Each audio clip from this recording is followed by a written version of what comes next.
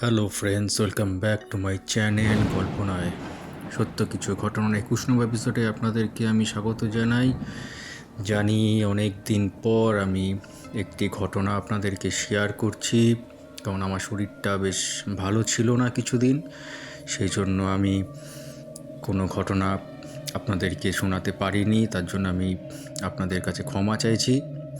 আশা করি আমার ঘটনাগুলো আপনাদের খুব ভালো লাগছে এবং অবশ্যই আমার চ্যানেলটিকে সাবস্ক্রাইব করে নেবেন, নাহলে কিন্তু আমার ঘটনার নোটিফিকেশানগুলো আপনাদের কাছে গিয়ে পৌঁছবে না।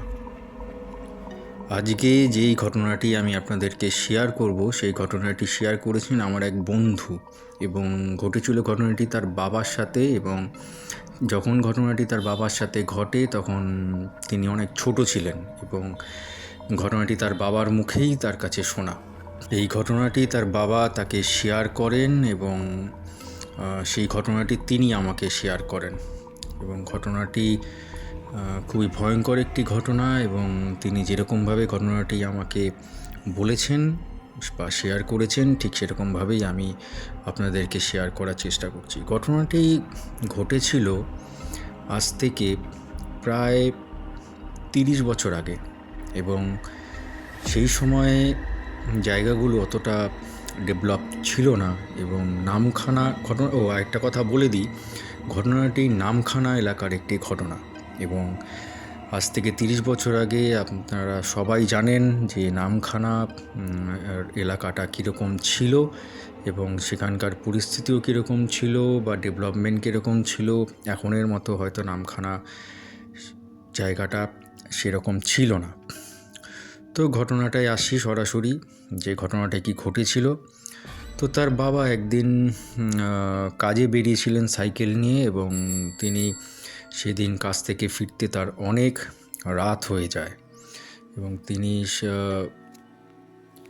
তাকে তার বাড়ি থেকে, মানে তার বাবাকে তার বাড়ি থেকে অনেকেই আজকে যেতে বারণ করেছিল কাজে, কারণ অমাবস্যার রাত এবং দিনটি তাদের কথায় খুব একটা ভালো ছিল না। কিন্তু তিনি তার বাড়ির লোকের কথা অগ্রাহ্য করে তিনি কাজে চলে যান, এবং ফিরতে তার অনেক রাত হয়। এবং তিনি একটি গ্রামের রাস্তা ধরে, মানে চারিদিকে একটু জঙ্গল, গাছপালা, সেরকম একটি রাস্তা দিয়ে শর্টকাট নেবার জন্য তিনি সে রাস্তাটি ধরেন। আর ঘটনাটি শুরু হয় সেই রাস্তা দিয়ে। তিনি সাইকেল নিয়ে যখন যাচ্ছেন, তো তিনি এক নিজের মনেই সাইকেল চালাচ্ছিলেন, এবং তিনি জানেন যে এই রাস্তায় একটি কবরস্থান পড়ে সেই রাস্তার মধ্যে, এবং তিনি জানেন সে কবরস্থানের পাশ দিয়েই তাকে সেখান দিয়ে যেতে হবে। তো সচরাচর তিনি কোনো কিছু চিন্তা না করে যখন সাইকেল চালিয়ে বেমালুম তিনি আসছিলেন বাড়ির দিকে, তখন তিনি হঠাৎ করে একটি মেয়ের কান্নার আওয়াজ শুনতে পান। এবং তিনি সাইকেলটা সেই জায়গায় থামান, আর তিনি খুঁজতে শুরু করে দেন যে কোন মেয়ে, মানে মেয়েটি কোথায় কাঁদছে এবং কে কাঁদছে। তো তিনি অনেকক্ষণ ধরে সেখানে সাইকেল থামিয়ে এদিক ওদিকে দেখলেন, এবং দেখার পর তিনি কাউকেই ঠিক বুঝতে পারলেন না, মানে কাউকে তিনি দেখতে পেলেন না যে কে কাঁদছে। তো তিনি জিনিসটি তার কাছে একটু অস্বাভাবিক হয়ে এলো, কারণ রাত তখন বাজে প্রায় 9টা। তো 9টার সময় সেই জায়গাতে কে, মানে কোন মেয়ে এসে কাঁদবে বা কে এই এত রাত্রে এখানে আসবে। তো সেই ভেবে তিনি জিনিসটা ঠিক, মানে পরিস্থিতিটা ঠিক অস্বাভাবিক মনে হলো তার, এবং তিনি সেখান থেকে বেরিয়ে চলে গেলেন যত তাড়াতাড়ি সম্ভব। সেখান থেকে বেরোনোর জন্য সাইকেলটি দ্রুত চালাতে শুরু করলেন। তো যখন তিনি কবরস্থানটি ক্রস করলেন, তখন তিনি হঠাৎ করে দেখলেন যে একটি মেয়ে একটি গাছের নিচে বসে আছে এবং তাকে দেখে হাসছে।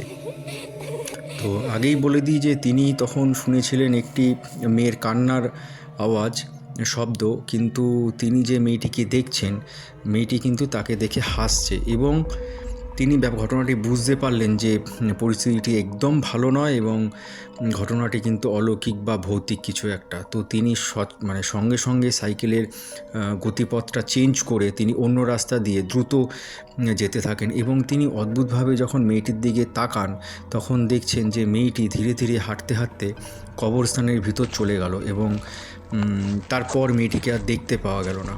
তো তিনি সেটা দেখার পরে আরও জোরে সাইকেল চালিয়ে তিনি যখন মেন রাস্তার উপরে উঠলেন তখন তিনি একজন ভদ্রলোককে দেখলেন যে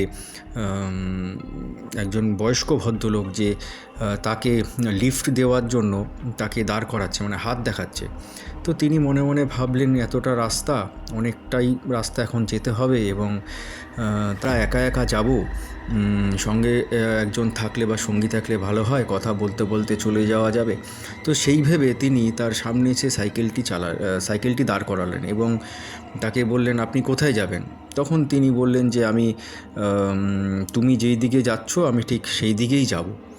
তো বললেন, ঠিক আছে, তাহলে আপনি উঠুন, আমি আপনাকে ছেড়ে দিয়ে তারপর বাড়ি চলে যাব। বলল, ঠিক আছে। তো তিনি ভদ্রলোকটি তার বাবা সাইকেলের কেরিয়ারে বসলেন এবং তিনি সাইকেলটি চালানো শুরু করলেন। বেশ 5 মিনিট যাওয়ার পরে তিনি অনুভব করলেন যে তার পেছনের চাকাটি ঠিকমতো ঘুরছে না, মানে অনেক ভারী হয়ে গেছে। তো 5 মিনিট আগে যাকে তুলেছিলাম পেছনে, তো তিনি তো এত ভারী ছিল না যে এখন সাইকেলটা যতটা ভারী হয়ে গেছে, ওনার টানতে যতটা কষ্ট হচ্ছে, মানে প্যাডেল দিতে যতটা কষ্ট ওনার হচ্ছে, তো তিনি হঠাৎ করে দেখলেন পিছনে যে ভদ্রলোক হাসতে শুরু করলেন বিনা কারণে। কোনো কারণ নেই তার হাসার, কিন্তু তিনি হাসছেন। তো তার বাবা তিনি বললেন যে, আপনি হাসছেন কেন? আপনি কে বলুন তো ঠিক করে? তখন পিছনে বসা ভদ্রলোক এই অদ্ভুত গলায় তাকে বলে উঠল যে, কেন তুই আমাকে চিনতে পারছিস না? আমি কে? আমাকে ভুলে গেলি?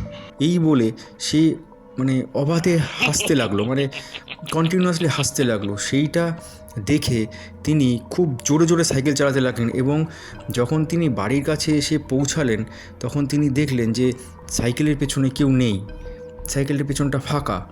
এবং তিনি তাড়াতাড়ি বাড়িতে ঢুকলেন এবং তিনি সাইকেলটি রাখলেন আর তিনি তার বাড়ির লোকের সাথে সেটি শেয়ার করলেন এবং তার বাড়ির লোক তাকে বলল যে, আমরা তো আগেই বলেছিলাম যে অমাবস্যার আজকে দিনটা ভালো না, তুমি কাজে যেও না। তারপরে তিনি নিজের মনে মনে ভাবতে লাগলেন যে আজকে যে ঘটনাটি তার সাথে ঘটেছে আদৌ সেটি সত্য ঘটনা না তার কল্পনা না অলৌকিক কিছু, তিনি সেটা বুঝতে পারলেন না। কিন্তু এইটুকু তিনি নিজের মনকে বোঝালেও তিনি ঠিক বুঝতে পারছেন যে এটি ভৌতিক কিছু তার সাথে আজকে ঘটেছে। এই ছিল আজকে আমার ভৌতিক ঘটনা। আশা করি ঘটনাটি আপনাদের খুব ভালো লেগেছে এবং ভালো লাগছে। যদি ঘটনাটি আপনাদের ভালো লেগে থাকে অবশ্যই আমার চ্যানেলটিকে আপনারা সাবস্ক্রাইব করে নেবেন এবং আমার মেইল আইডিটি আপনারা নোট করে নিন, গল্প নয় সত্য কিছু ঘটনা @gmail.com। এই মেইল আইডিতে আপনারা ঘটনা পাঠাতে পারেন এবং ঘটনাটি যদি সত্যিই ভালো হয়ে থাকে তো আমি আমার চ্যানেলে অবশ্যই আপনাদের ঘটনাগুলি বলবো এবং নামসহ বলবো। আশা করি আপনারা ভালো আছেন, সুস্থ আছেন।